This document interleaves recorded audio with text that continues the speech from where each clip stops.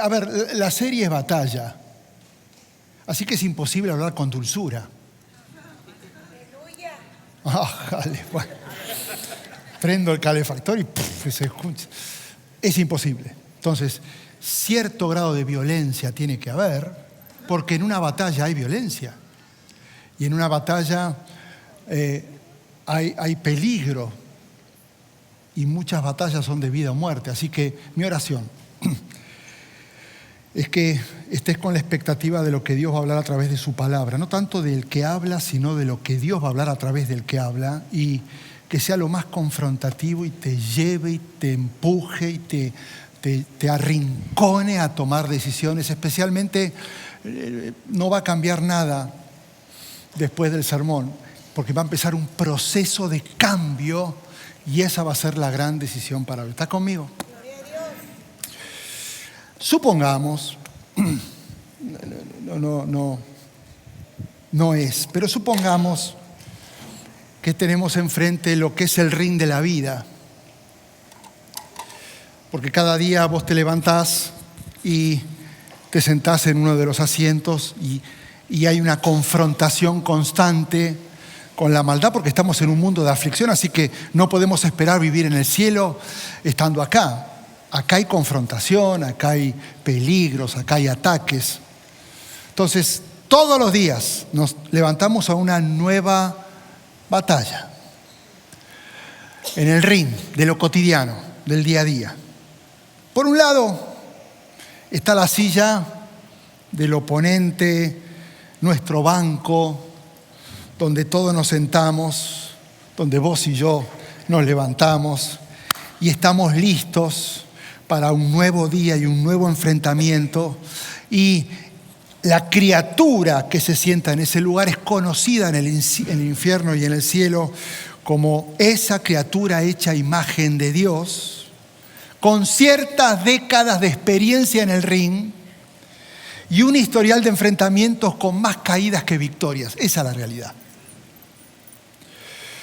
Hubo rounds que estando sentados ahí no supimos cómo caímos a la lona. No sé. Pero ¿cómo llegaste acá? No me lo explico. Y otros rounds que ni siquiera nos enteramos que había sonado la campana para iniciar el round y ya estamos en el piso. Y aunque caímos más veces de las que quisiéramos admitir y reconocer, porque somos expertos en justificar, siempre nos mantenemos nuevamente en pie, no por nuestra fuerza, no por nuestra experiencia, sino porque somos pupilos del mejor coach que existe, que es Jesucristo. El único que venció a todos, incluyendo la famosa muerte. Ahora, por el otro lado, Satanás, con miles de años de experiencia y conocido en todo el universo como el príncipe de las tinieblas. Claro, su nombre de por sí genera respeto porque su historial realmente pesa. Derribó reyes, derribó profetas, derribó familias enteras, ministros consagrados, creyentes comprometidos, músicos ungidos. Y no solamente lo hizo en la antigüedad, lo hizo en la actualidad y lo va a seguir haciendo en el futuro. Y como le gusta prepararse, estudia con mucha paciencia cada golpe, cada debilidad y espera a cada uno y estudia cada patrón de su oponente. No es impulsivo, no es atolondrado, es estratégico. Y es más, podría decir que en el ring de lo cotidiano pelea con tanta precisión que mete miedo, porque espera, porque es paciente. Pero hay algo, iba a decir este desgraciado, pero no, que a Satanás, malvado, sucio, claro, métanle duro ahí, porque es una batalla. Ahora, escúcheme esto, hay algo que al enemigo lo tiene avergonzado y lo tiene enfurecido. Y no es solamente que perdió el título de campeón de este mundo, sino cómo lo perdió. Porque cuando Jesús fue crucificado, murió y fue sepultado, el príncipe de las tinieblas había creído que había ganado y empezó a celebrar una victoria que no era suya. Y el problema es que al tercer día de festejo, el que parecía noqueado se levanta y de una vez y para siempre desarma sus poderes, desarma su autoridad y por medio del resucitado humilló en público al exhibirlo en el desfile triunfal. Está enojado. Esto es la introducción. Necesito, antes de predicar, que entiendas cuál es el día y día tuyo y mío. No hay diferencia en estar acá o estar ahí, es lo mismo. Jesús no solo lo vence, lo humilla, lo expone, le quita la autoridad delante de todo el universo, lo desarma y lo despoja del título que había ganado en el jardín del Edén, engañando y con trampa al oponente. Por eso, a partir de ese momento, en este rincón tenemos al ex campeón del mundo, que nunca más va a recuperar su corona ni el trono, porque como dijo el mismo Jesús antes de su victoria final en la cruz, el juicio de este mundo le llegó y el príncipe de este mundo va a ser expulsado. Si yo terminase acá el sermón, levántenos, vamos a cantar y nos vamos. Pero el problema es que Satanás, aunque fue expulsado, no colgó los guantes. Y él no se rindió y se tuvo que reinventar. Y tuvo que cambiar su estrategia, porque como sabe que ahora no puede hacerle daño al Rey de Reyes, ahora va a intentar obsesionadamente lastimar y destruir a sus pupilos, o sea, a nosotros y a todos aquellos que deciden seguir a Jesucristo. Por eso, Satanás no está peleando más por ningún título, sino que Él está peleando para que a nosotros se nos olvide que el título nos pertenece, porque somos más que vencedores en Cristo. Y el problema es que si Él logra que nos olvidemos cuando nos sentamos y vamos a la batalla, vamos a ceder y nos olvidamos que ya tenemos la victoria. Entonces su trabajo es estratégico, es quirúrgico. Yo creo que debe estar aterrado de que no se nos olvide, porque el día que eso no se nos olvide, vamos a poder resistir. Por eso el escritor del Apocalipsis advierte: alégrense cielos y todos los que ustedes están allá, pero en la tierra y el mar el diablo está lleno de furor y ha descendido a ustedes porque le queda poco tiempo. Ahora, como está con mucho trabajo, después de esta introducción, necesito que pongas pausa acá y ahora nos vamos a retroceder en el tiempo, porque estamos justo en el momento de la cruz, knockout directo. Pero ahora necesito que vayamos para atrás, antes de los 3 días, antes de la resurrección, antes de comenzar su ministerio, porque nos vamos a encontrar que Mateo nos relata una primer pelea, un primer encuentro, una primer batalla entre Jesús y Satanás. Una al comienzo del ministerio y va a haber la gran batalla final donde ya se declaró la victoria para siempre de Jesús en la cruz. Una pelea donde el príncipe de las tinieblas en el desierto era campeón vigente y con el título en la cintura. Una pelea que transcurre en el desierto y donde en realidad Jesús lo que quiere es modelar cómo pelear y enfrentar las tentaciones. Una pelea que, según el autor de Hebreos, dice: por haber sufrido él mismo la tentación, ahora nos puede socorrer. Tenía una razón de ser, por qué fue él tentado, y nos enseña cómo resistir. Por eso, teniendo en cuenta la pelea en el desierto y la pelea en el cruz, la pelea en el desierto responde a la pregunta: ¿cómo debo pelear? En cambio, la pelea y lo que pasó en la cruz y la victoria de Cristo en la cruz, responde con qué autoridad peleo. Y el problema es que las dos peleas trabajan juntas, porque sin el desierto tengo autoridad, pero no sé cómo ejercerla. Y si en la cruz sé cómo pelear, pero no tengo autoridad para ganar. Por eso un peleador que sabe cómo se pelea y está convencido que el título está ganado, jamás va a subir al ring para triunfar, sino va a subir para defender la victoria que ya tuvo Jesús. No tenemos que ganar nada. Nosotros ya triunfamos porque somos más que vencedores. Ahora, normalmente cuando hablamos de las tentaciones, siempre lo hacemos desde una óptica, desde Satanás, diciendo, ojo, miren cómo ataca Satanás, ataca esta área de tu vida, a esta y a esta. Hoy voy a dar vuelta a la charla y hoy la idea no es hablar cómo Él nos ataca, sino cómo Jesús preparó su resistencia frente al ataque de Satanás. Porque Él se preparó antes de ir al desierto, y esto es el modelo que tenemos que llevarnos hoy, no tanto para intentar resistir, sino para ir al gimnasio para aprender a resistir. ¿Cómo se presentó a esta pelea? Número 1, Él llega al desierto, cuidado con este detalle que es muy sutil, guiado por el Espíritu Santo.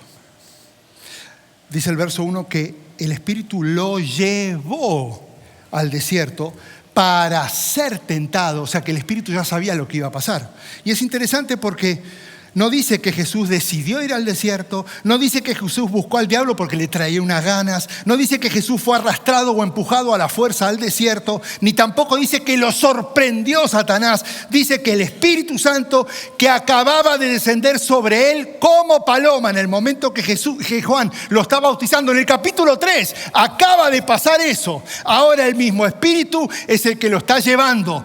Viene del griego anagó, el que lo está conduciendo a ser tentado por Satanás.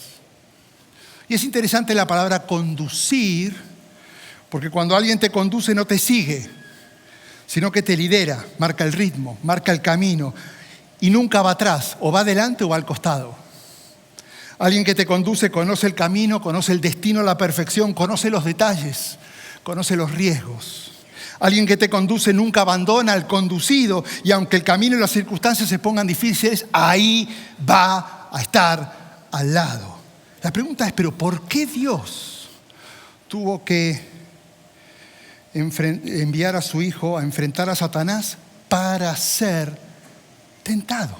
Y te aclaro algo, Dios no tienta, Dios permite pruebas.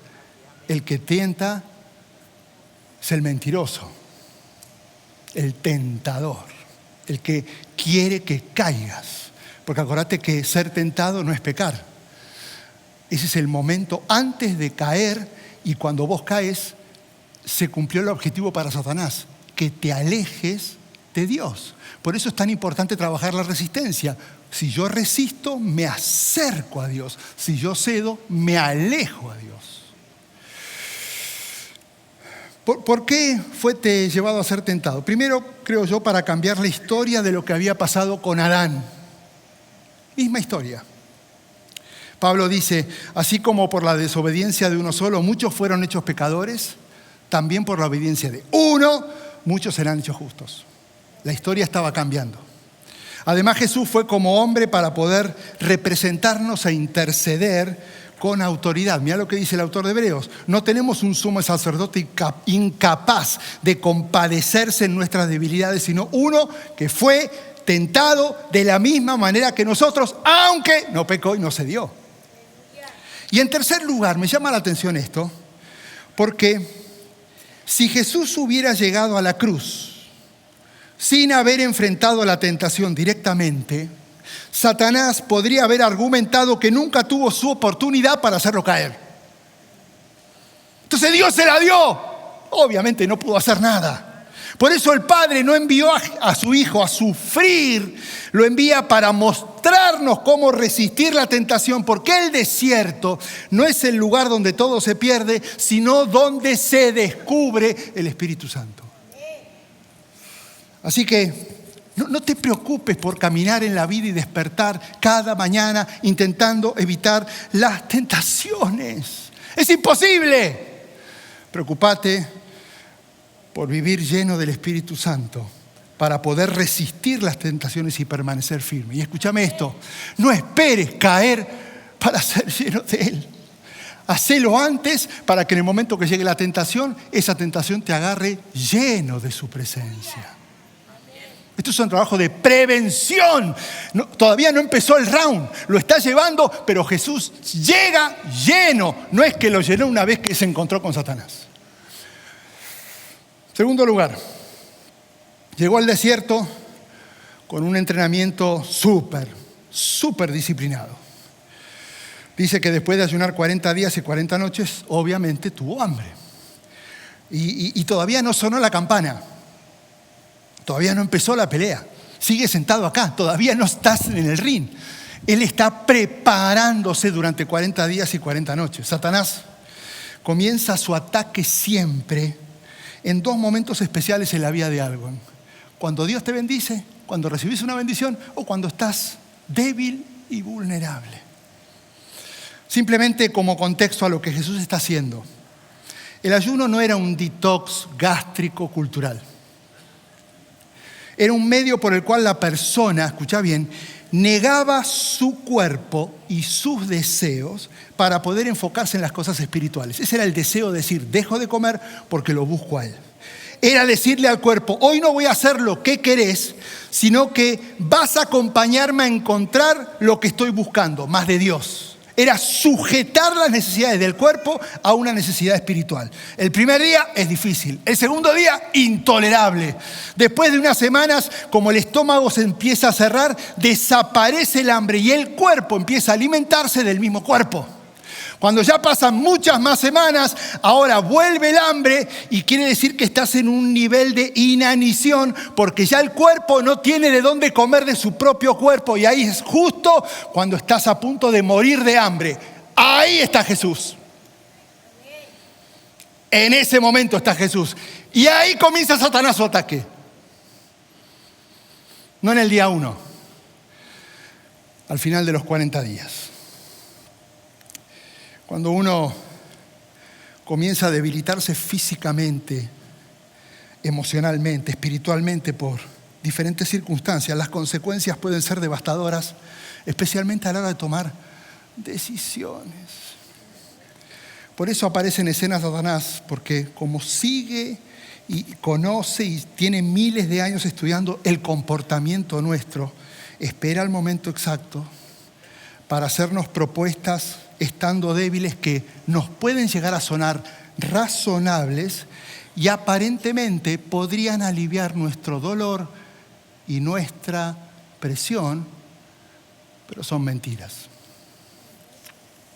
El secreto es que Jesús en realidad no perdió el tiempo ayunando, sino que oró, buscó a su Padre mientras ayunaba, porque Él entendió que ayunar sin orar y buscarlo era simplemente privarse de comer.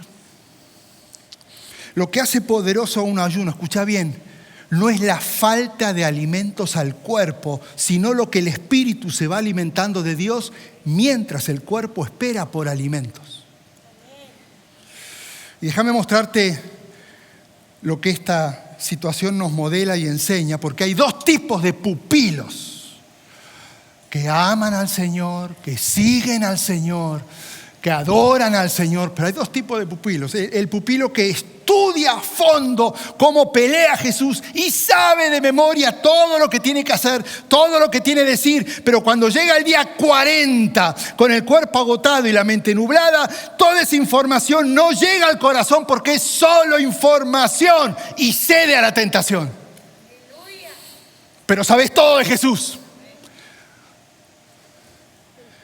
Y está el otro pupilo que se mete con Él, que se entrena con Él, que intimida con Él. Y al igual que Él, niega su cuerpo, entiende la prioridad de decirle no al cuerpo para darle a su espíritu lo que necesita el espíritu.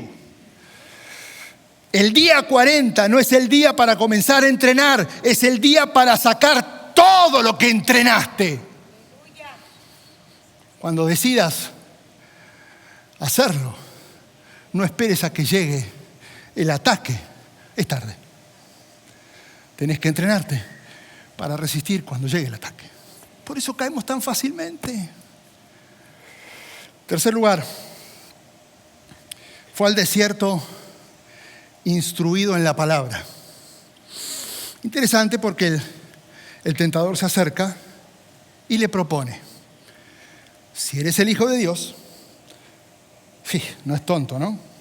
Ordena estas piedras que se conviertan en pan. Si a vos te dicen, estás hambriento, orá por ese y se va a transformar en un asado, me tiro de cabeza. Jesús le responde, increíble. Nunca había prestado tanto atención de esta perspectiva de la enseñanza. Escrito está. No es lo que yo quiero, no es lo que yo creo, no es lo que yo siento, no es lo que se debe. Escrito está. No solo de pan vive el hombre, sino de toda palabra que sale de la boca de Dios.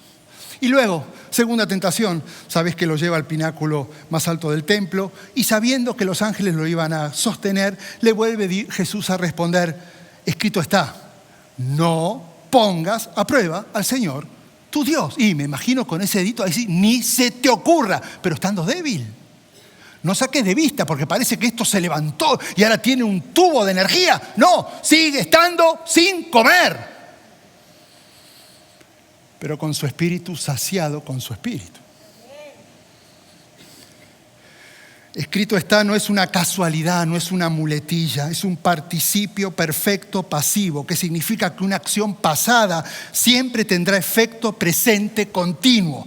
Si es algo que fue escrito, es algo que seguirá vigente. Así que Jesús no buscó la respuesta en el momento de ataque. Él no abrió los rollos, no había tiempo para abrir los rollos de la Escritura. No se puso a pensar cuál era el mejor versículo adecuado para el momento. La palabra estaba dentro de él. Y una cosa es saber la palabra y otra cosa es vivir y tener la palabra viva, activa y lista antes de que el enemigo ataque con una tentación. Uno no puede, ya es tarde. Si caíste, leer la Biblia, bueno, hacelo, es tarde.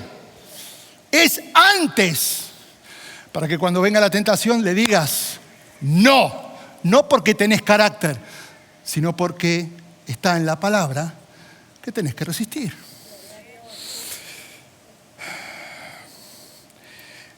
La información es lo que sabés. La instrucción es lo que llevas adentro. La información la sacás frente a una necesidad. La instrucción siempre va a estar a disposición en cualquier momento. La primera tentación a Jesús apuntó a su necesidad porque Jesús tenía hambre y Jesús responde con Deuteronomio. Te humilló y te hizo pasar hambre, pero luego te alimentó con maná, comida que ni tú ni tus antepasados habían conocido, con lo que te enseñó que no solo de pan vive el hombre, sino de todo lo que sale de la boca del Señor. ¿Te hubieras acordado muerto de hambre? En la segunda tentación, Satanás lo lleva al pináculo del templo y le propone que se tire. ¿Pero por qué le está diciendo que se tire? Porque él sabe, Satanás, que los ángeles lo iban a sostener. Pero ¿cómo sabe que Satanás, que los ángeles lo iban a sostener? Porque Satanás conoce de memoria las Escrituras y él lo que estaba citando era el Salmo 91. Él ordenará que sus ángeles te protejan en todos tus caminos y con sus propias manos te sostendrán para que no tropieces con piedra alguna. Escúchame bien, Satanás secuestra la Escritura y la saca fuera de contexto para convertirla en un arma peligrosa y engañosa justamente contra aquellos que creen conocerla, pero no la viven ni la tienen en el corazón. Por eso no te confundas. No se resiste con versos de memoria, no se resiste sirviendo, no se resiste asistiendo. Hay que creer su palabra, hay que vivirla y después usarla como Jesús lo hizo. Porque volvió a contestar con Deuteronomio, me imagino con una voz de seguridad. No pongas a prueba a Dios. ¿Sabe lo que peor que puede pasar frente a la tentación? No es la tentación. es que no tengas nada que decir frente a la tentación. Termino con esto. Llegó al desierto con la autoridad del Hijo de Dios. Y esta es la tercera tentación, porque de nuevo el diablo lo lleva a la montaña alta y le dice, le muestra los reinos del mundo y su esplendor y le dijo, todo lo que ves te lo voy a dar si te postras y me adoras. Y Jesús le dice ahora, antes de Cristo está, vete. Y le aclara por qué.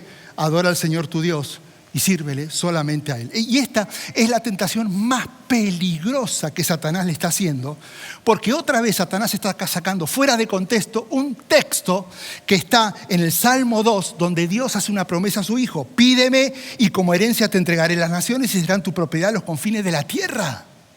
Entonces Satanás sabe que eso va a suceder, solo que se lo está ofreciendo por el camino equivocado. ¿Y cuál es el camino equivocado? Intentar que consiga un reino sin la cruz, corona sin calvario, gloria y sin resurrección. Era decirle, te lo ofrezco, pero evitemos esto, el segundo round, porque ya sabe que estaba vencido. Y Jesús, en medio de su debilidad, pero con una autoridad espiritual sobrenatural, le dice, vete, Satanás. ¿Sabe lo que pasó? Knockout por abandono. El diablo lo dejó y me imagino miles de millones de ángeles cuando se va el diablo, cubriendo ese lugar, viniéndole a cuidar, a abrazar y a servir a Jesús. Por eso Él fue al desierto, para enseñarnos que no se resiste a la tentación por tus convicciones. Tu conversión puede ser intelectual y tenés todo claro, pero eso no significa que vas a resistir. No se resiste con intelectualidad. Se resiste a Satanás y sus ataques cuando entendés que no podés dejar de ser lleno de su espíritu. Cuando Él vino a tu corazón, te llenó, pero ahora tenés que seguir buscando más y más y más y más y más y más de Él. Porque en el momento que te enfrentes, si vos buscas ahí, ya llegó tarde, te tiene que encontrar el ataque lleno de su presencia. La importancia de formarte espiritualmente con disciplina, leyendo, buscando, clamando, adorando. La importancia de instruirte y vivir su palabra, no cumplir con un devocional digital. Vivirla, tenerla, creerla, experimentarla. Y la importancia de estar sentado en este lugar, con su autoridad, porque no tenés que ganarle a nadie. Ya te dio la victoria. Tenés que defender su victoria, pero tenés que hacer tu parte. ¿Cómo? Metiéndote y estando cerca del Señor. Ojalá, te imaginas,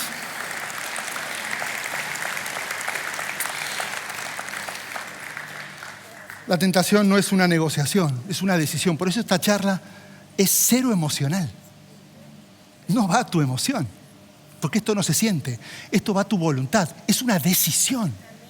Vos tenés que decidir cambiar tu forma de vivir. Y la decisión que tenés que tomar no es tan simple como para decir, ok, ahora, todos los que están tentados, pónganse de pie. Todos, yo salto ahí, brinco. No, era un ejemplo. Pecadores, Señor. Saltan, hay mucha sensibilidad. Escúchame, la petición no es todos aquellos que quisieran ser. No, la decisión en realidad, cuando cantamos, y ahora lo vamos a cantar, renuévame Señor, en realidad no es para resistir. No podés. La renovación en nuestra mente es para ir al gimnasio, es para entrenar, para empezar a desarrollar disciplinas, para estar listo cuando llegue la tentación. La renovación es para ese momento, no para ser fuerte, porque no somos fuertes a no ser las 4 cosas que hizo Jesús. Esto es un trabajo de prescripción. Si esperas que yo llegue, ya es tarde. Gracias por participar del servicio a través del internet. Esperamos que la experiencia de hoy haya alentado y desafiado su mente y corazón. En Champion Forest nos apasiona ayudar a las personas a conocer a Dios, a crecer en su relación con Él y con los demás, mientras todos, como cristianos, hacemos una diferencia en el mundo. Nos encantaría tener la oportunidad de hablar y orar con usted. Le invitamos a que ingrese a championforest.org/conectar para que podamos estar en contacto. Y por supuesto, esperamos con ansias el momento de poderle saludar en persona en una de nuestras sedes. Que Dios le bendiga y tenga una semana llena de la presencia del Señor. Nos vemos pronto.